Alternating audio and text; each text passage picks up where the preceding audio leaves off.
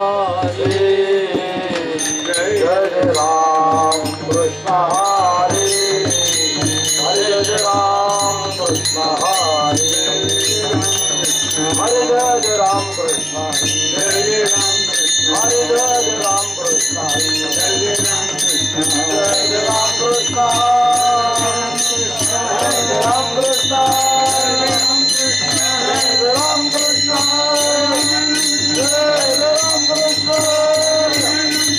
जय राम कृष्ण हरे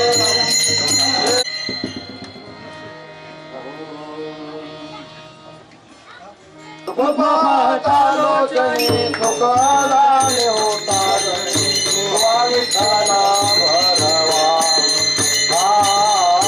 स्वामी खाना भरवा लोचनी तुकाराने होता स्वामी खाना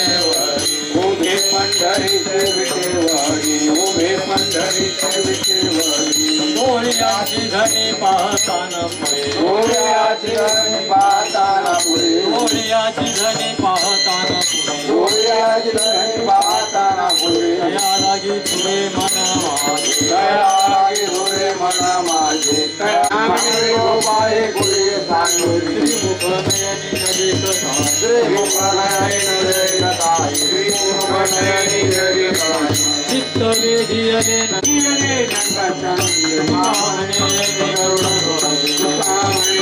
पाहताना पुढे दया लागी तुझे मन माझे दया लागी तुझे मन माझे दया लागी तुझे मन माझे हर कुमार जय कुमार कुमार गोपाल सावळे रूपाळे गोपाळे चोर चित्ताचे सावळे रूपाळे चोर चित्ताचे उभे पंढरीचे विटेवरे सावळे रूपाळे चोराचे चित्ताचे सावळे रूपाळे चोराचे चित्ताचे उभे पंढरीचे पंढरीचे विटेवा चोर चित्ता उभे पंढरीचे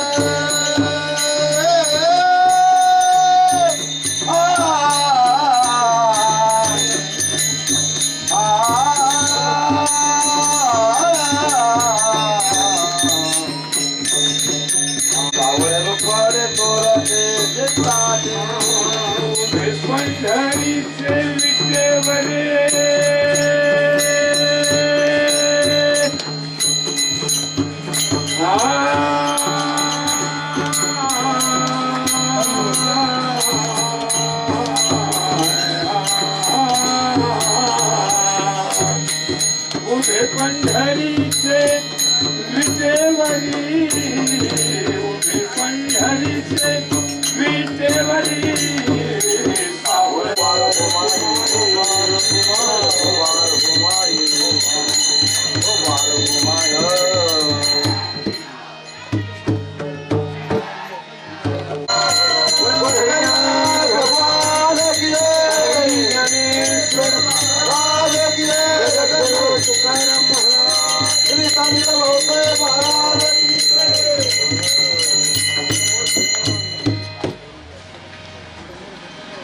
सावळे उपडे चोरटे चित्ताचे उभे पंढरीचे विटेवरी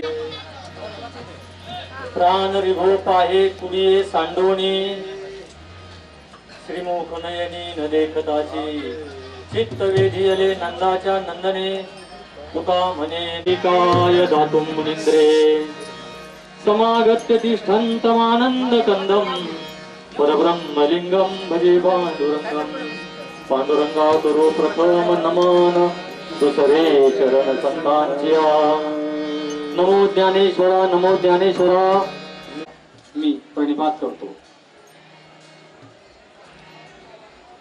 या ठिकाणी या सेवेला प्रारंभ करण्यापूर्वी काही कार्यकारण भाव सांगणं आवश्यक आहे की संत श्रेष्ठ भाऊसाहेब महाराज यांच्या पदस्पर्शाने पावन झालेल्या वासुंदे तालुका पारनेर या भूमीमधून या चैत्रवारी दिंडीचं प्रस्थान झालेलं आहे।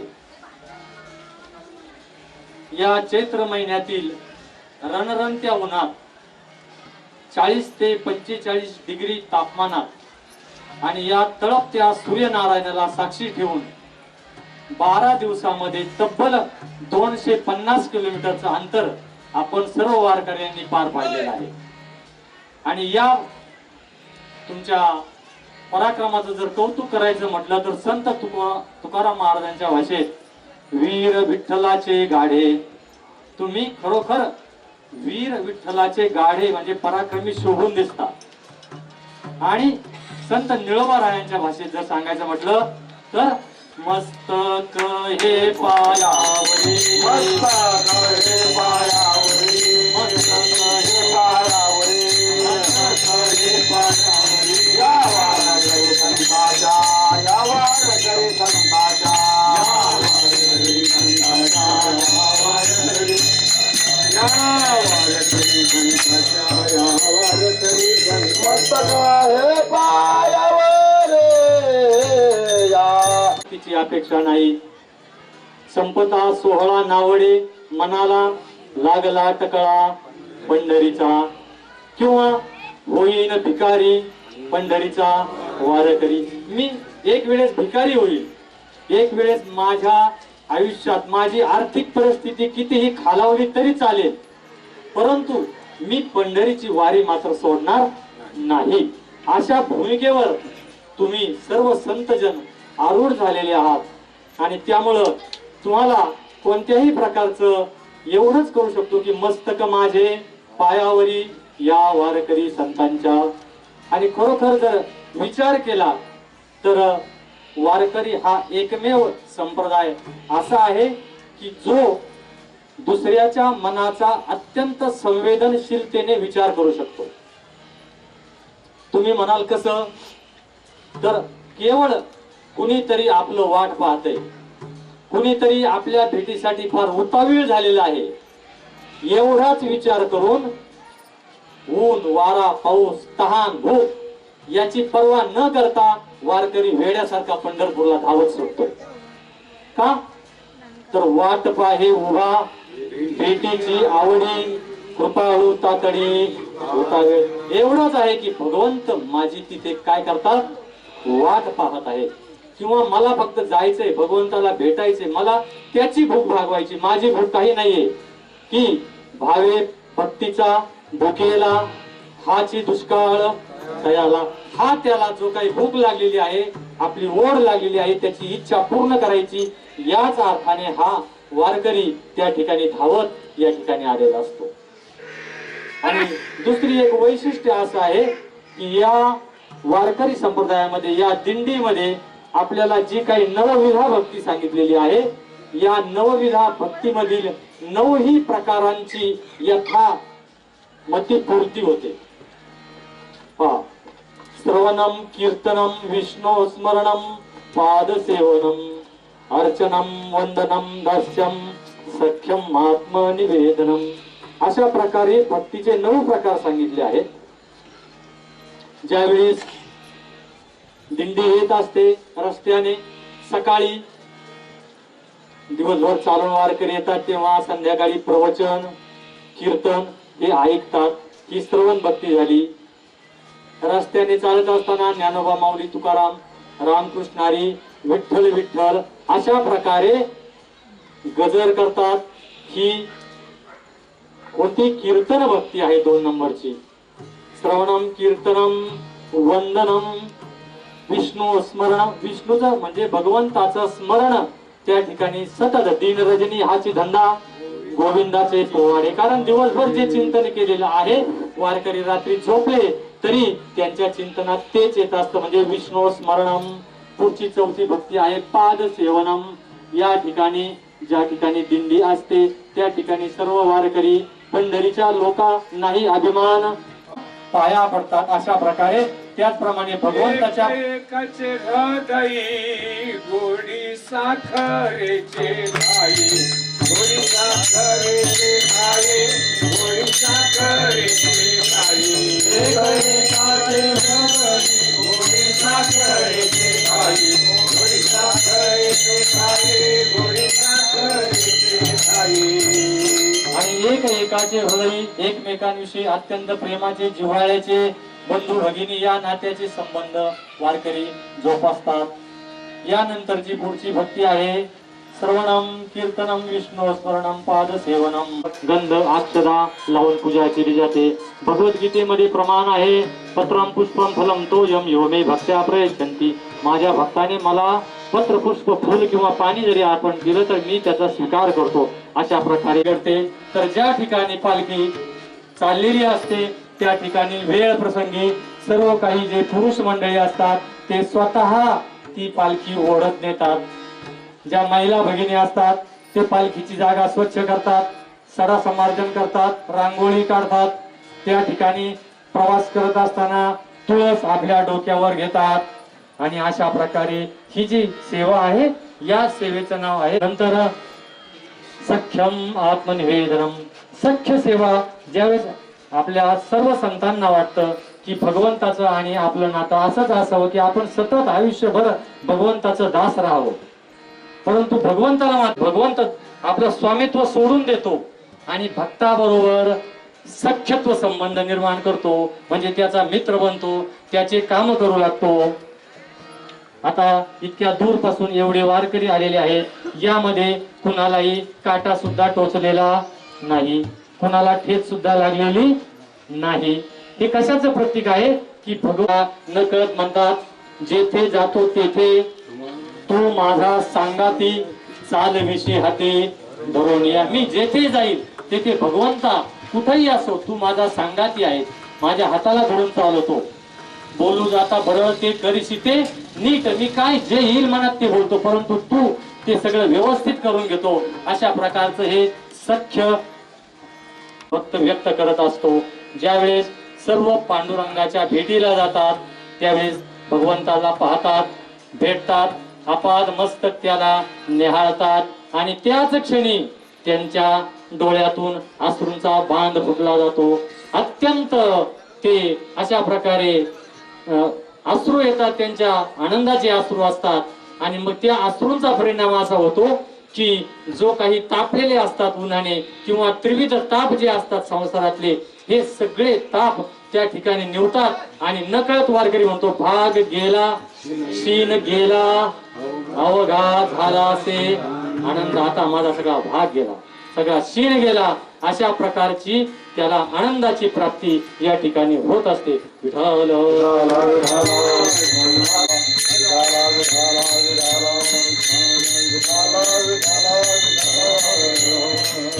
सावळे रुपडे चोरटे चित्ताचे उभे पंढरीचे विटेवरी हो. संत तुकाराम महाराज म्हणतात, पंढरीच्या विटेवर उभे असणारे हे सावळे रूप माझ्या चित्ताची चोरी करते. डोळ्यांची धनी पाहता न पुरे तया लागे झुरे मन माझे. आणि त्याला आणि या गरुड ध्वजाने या नंदाच्या नंदने माझं चित्त वेधलेलं आहे. अशा प्रकारे या अभंगाचा हा एक संक्षिप्त अर्थ आहे. विठ्ठल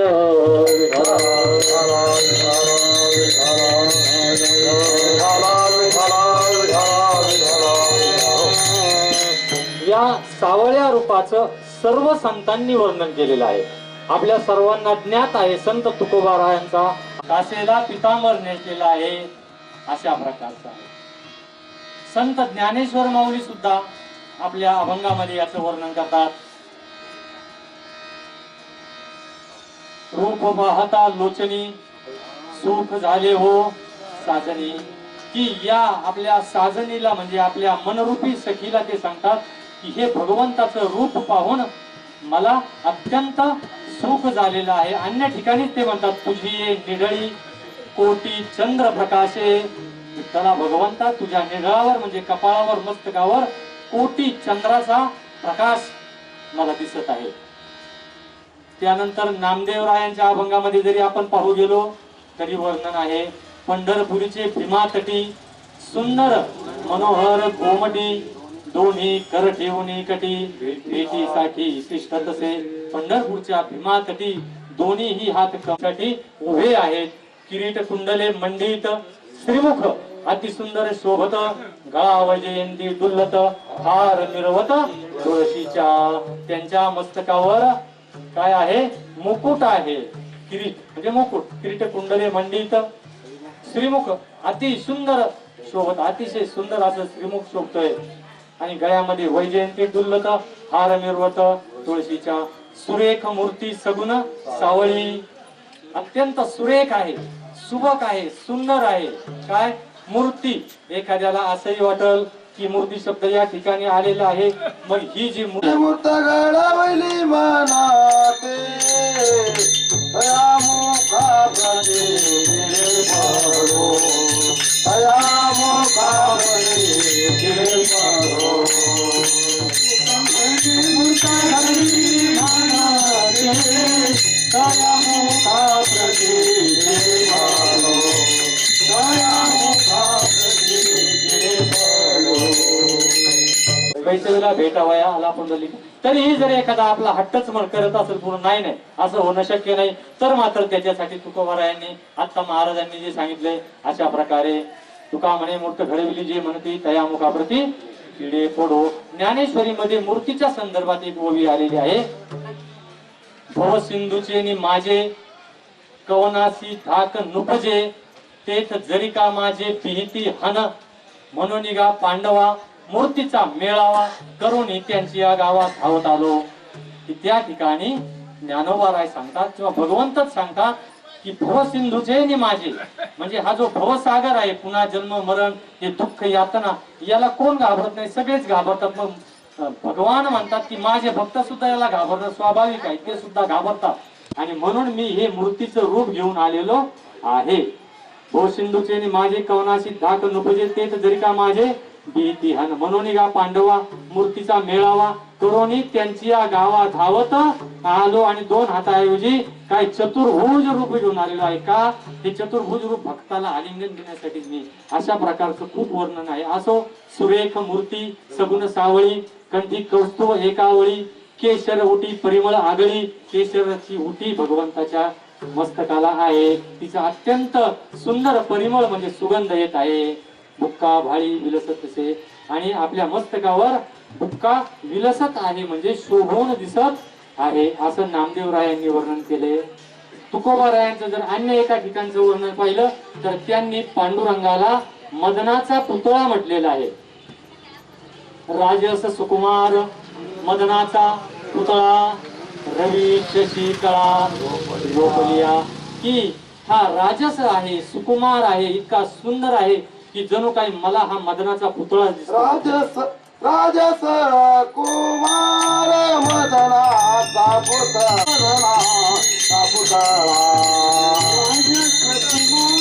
मदनाचा पुतळा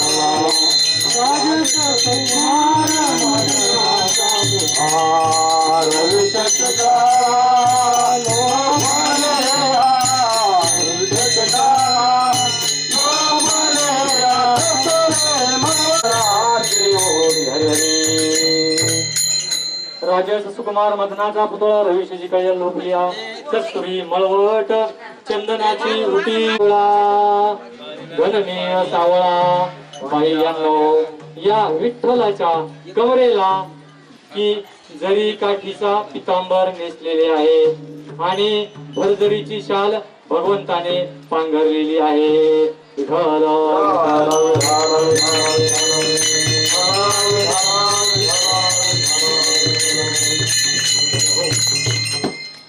संत जनाबाईंनी तर मोठ्या धाडसानं विठ्ठलाला चोर म्हटलेलं आहे. दरेला पंढरीचा चोर दरेला पंढरीचा चोर दरिया पंढरीचा चोर, दरिया दरेला पंढरीचा चोर दरेला पंढरीचा चोर. दरिया पंढरीचा चोर गाभ नाही. हा सोड द्या थोडासा. हा सीसीटीव्ही कॅमेऱ्यामध्ये सुद्धा येऊ शकत नाही. कारण का म्या बोलविल्या वेदू बोले, म्या चालविल्या सूर्यू चाले, म्या हलविल्या प्राणू हले, जो जगाते चालिता. मी बोलवतो म्हणून वेद बोलतो, मी चालवतो म्हणून सूर्य चालतो, या जगाच हलवतो. आणि शरीर कोणाची आसते नाले हे शरीर कोणाची आसते नाले हे शरीर कोणाची आसते नाले हे शरीर कोणाची आसते बोलविते हरी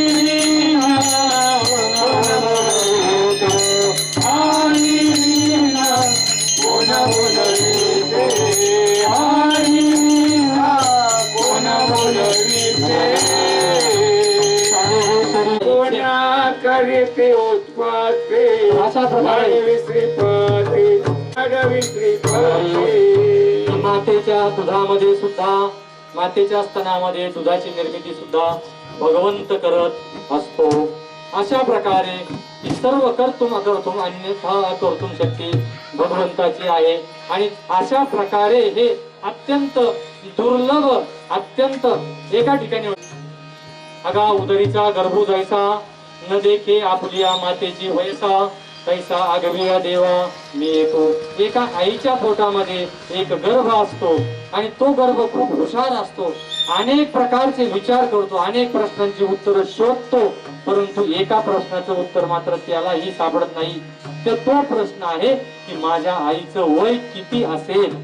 कधीही गर्भाला त्याच्या आईचं वय सांगता येणार नाही. का सांगता येणार नाही?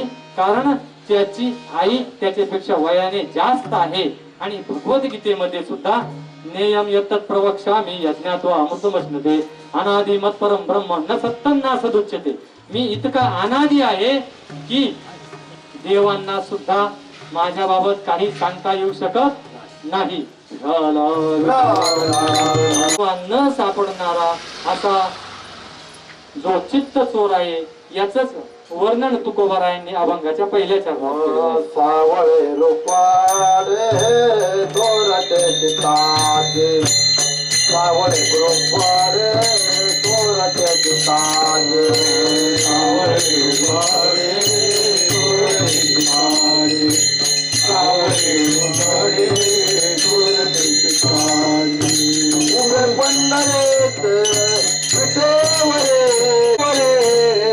सावळे रूपाले तोरटे चिताचे सावळे रूपाले तोरटे चिताचे. सावळे रुपडे चोरटे चित्ताचे उभे पंढरीचे विटेवरी. दुसरं चरण आहे डोळ्यांची धनी पाहता न पुरे तया लागी झुरे मन माझे. या ठिकाणी दोन वाक्प्रचार. डोळ्याची तृप्ती न होणे आणि मन झुरणे म्हणजे मनात मन खिन्न होणे, मन दुःखी होणे, कष्टी होणे. आपण म्हणत असतो की एखाद्या व्यक्ती आपल्या मनातलं दुःख कोणालाच सांगू शकत नाही, तो आपल्या मनातच झुरत राहतो. अशा प्रकारे डोळ्यांची ज्या वेळेस संत तुकोबाराय भगवंताला समोर पाहतात पाहतात आणि पाहतच राहतात सारखं, अगदी नजर न पाडतात की त्यावेळी मग ते भगवंताला विनंती करतात की हे पांडुरंग राया, आता दृष्टी पुढे ऐसाची तू राहे, तू असाच राहा जो मी तुझं पाहे पांडुरंगा. काही ठिकाणी जो मी तुझं पाहे वेळोवेळा, मी तुला सतत पाहू शकलो पाहिजे, तू असाच उभा राहा. का असाच उभा राहा? कारण मी कितीही जरी तुला पाहिलं तरी माझ्या डोळ्याची भूक क्षमत नाही, हे अभंगाच्या दुसऱ्या चरणात सांगतात. डोळी यांची धनी पाहताना पुढे, डोळी यांची धनी पाहताना पुढे, दयालागी डोळी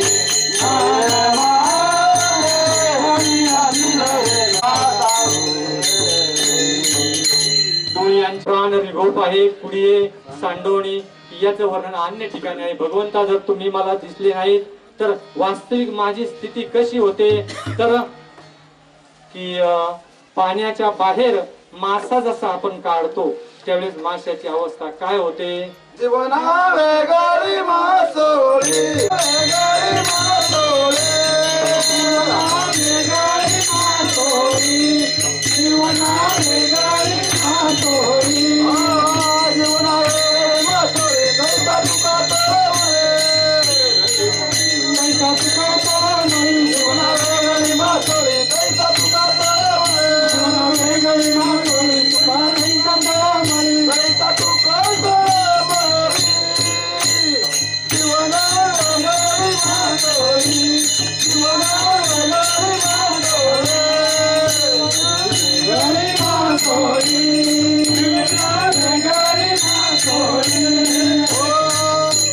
जीवना वेगळी मासोळी तैसा तुका तळमळी. आणि अर्थात आपल्याला सुद्धा सर्वांना तशीच तळमळ लागायला पाहिजे, कारण भगवंताच्या भक्ती करणारे, भगवंताकडे जाणारे दोन प्रकारचे किंवा विविध प्रकारचे भक्त आहेत.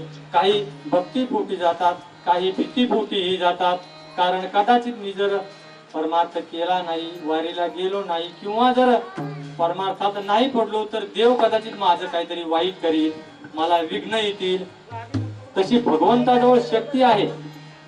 मी दृष्टी करील वाकुडी तरी पाडील ब्रह्मांडाच्या उतरंडी. करतो अकर्तो अन्यथा करतो शक्ती आहे. देव झाल्या पाठमोरा नसती विघ्ने येती घरा.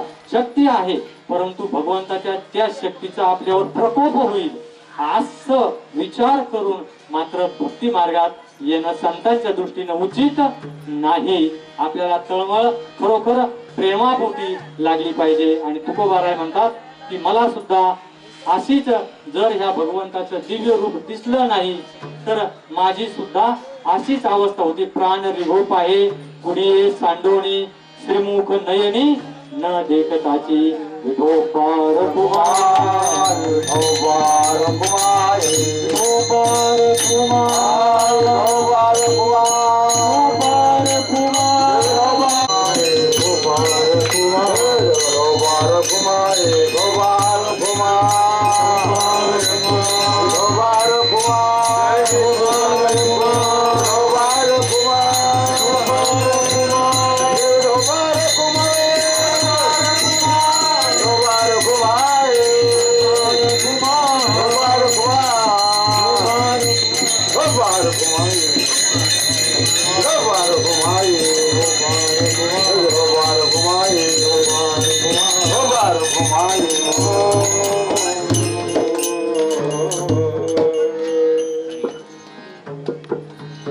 नंदाच्या आनंदाने चित्तमोही नंदाच्या आनंदाने तुका म्हणे गरुड तुका म्हणे गरुड बोले चित्तमोही नंदाच्या आनंदाने चित्तमोही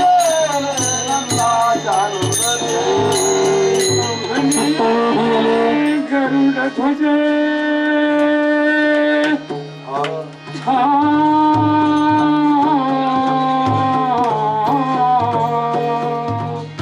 तुका म्हणे गरुड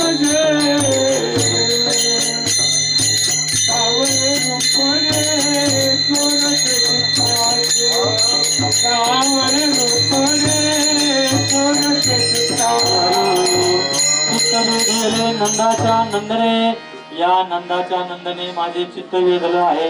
अर्थात तुम्हाला असं वाटेल की आतापर्यंत विठ्ठलाचं वर्णन केलं आणि हा नंदाचा नंद म्हणजे भगवान श्रीकृष्णाचं वर्णन या चौथ्या चरणामध्ये आलेलं आहे. तर भगवान श्रीकृष्ण आणि जे विटेवर उभे आहेत पांडुरंग, हे दोन्ही एकच आहे. आपल्याला कथा भाग माहित आहे की ज्या वेळेस रुक्मिणी माता रुसून पंढरपूरला आल्या तेव्हा भगवान श्रीकृष्ण त्यांना शोधण्यासाठी पंढरपुरात आले. त्या ठिकाणी भक्तराज पुंडलिक आपल्या माता पित्यांची सेवा करत होते. ही सेवा पाहून या ठिकाणी भगवंत खुश झाले आणि त्यांना सांगितलं तुम्ही वर मागा. त्यावेळेस आपल्या आई वडिलांच्या सेवेमध्ये कोणत्याही प्रकारचा व्यत्यय येऊ नये म्हणून एक वीट या पुंडलिकाने पाठीमागे फेकली आणि भगवंताला सांगितलं तुम्ही त्याच ठिकाणी उभे राहा. आणि आज तागायत भगवान त्या ठिकाणी उभे आहेत. आणि अशा प्रकारे द्वारकेची मूर्त आली. भीमातिरी लाडका तो हरी यशोदेचा भगवंताने त्यानंतर रुक्मिणी मातेचा रुसवा काढला आणि सहकुटुंब सहपरिवारे याच ठिकाणी पंढरपुरामध्ये आपल्या भक्तांसाठी राहण्याचं ठरवलं. हे चौथ्या चरणामध्ये सांगितलेलं आहे. या ठिकाणी आता मी माझ्या अल्पमतीप्रमाणे जी सेवा केलेली आहे ही सेवा सर्व श्रोत्यांच्या चरणी पांडुरंगरायांच्या चरणी अर्पण करतो. त्याचप्रमाणे या दिंडीसाठी आज ज्यांनी भोजन दिलेलं आहे त्या झावरे परिवार, उत्तम साळुंके आणि दिवसाही 2 वेळा ज्यांनी जेवण दिलं, ज्यांनी या पंक्तीला भोजन दिलं सांगताना या सर्वांचे मी कृतज्ञता व्यक्त करतो आणि या सेवेला पूर्ण विराम देतो. ज्ञानेश्वर माऊली, ज्ञानराज माऊली तुकाराम, ज्ञानेश्वर माऊली, ज्ञानराज माऊली, जय विठ्ठल जय विठ्ठल, माऊली रे पुरे, माऊली उत्तरे, राजमा महाराज, नाही दारुणा दारुणा पुरा, महाराज तुका मन ज्ञानेश्वराला कापाया